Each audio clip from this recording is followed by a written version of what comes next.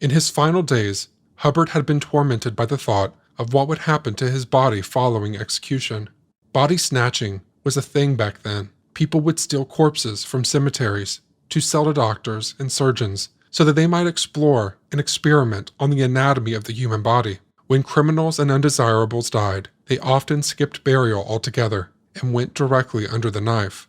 The thought of his own dismembered body haunted Hubbard, and I think most of us would agree that this is a very normal thing to feel. To allay his fears, Townsend agreed to stay with his body until the moment his coffin was sealed shut.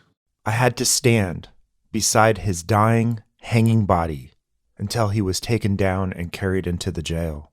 The sheriff, knowing my promise, came to me to see the body laid in the coffin and the lid screwed on, which I did. And the next day, the coffin put on the packet for Fort Wayne. But I was afterwards told there was only a log of wood in the coffin and that the doctors had divided the body of Hubbard among them. As for the facts, I know not. As offensive and disrespectful as the body snatching tradition may be, it was an open secret in the medical community. Ben Franklin, for example, in the 1700s did quite a number of illegal dissections, and still doctors were doing it. What Reverend Townsend did not know was arrangements for Hubbard's body had already been made. They had made an arrangement to get the body already. The sheriff says, no, you can watch me nail the coffin closed, so they do. Then that night, the doctors, at their appointed hour, go to a random farm out in the country. They didn't give him a stone or anything.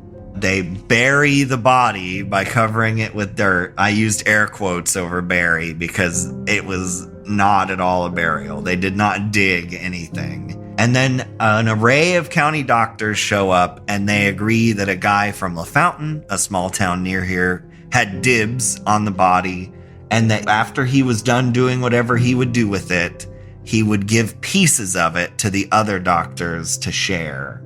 And so John Hubbard ended up being parted out, essentially. His body was then on display in a drugstore window. It had been reassembled. The skeleton was there. And then it was put in the LaFountain High School, where it was eventually transferred to Wabash High School. And then it was put in a closet for about 60 years. And then when they tore that high school building down, they gave the bones to the museum, found them and gave them to the museum. In the immediate aftermath of the hanging, the gruesome appetites of the crowd were still unsatisfied. About 500 persons are said to have gone into the enclosure and touched the body of Hubbard as he hung from the scaffold. A minister inquired of one person why he wished to touch the body, and was answered that he did so as a charm against witchcraft. Oh, what country, what ignorance! After the body was cut down, the rope by which he had been suspended was cut up into many pieces and divided among the simple. Some of these pieces were carried away as mementos, others as preventative of ague and other diseases.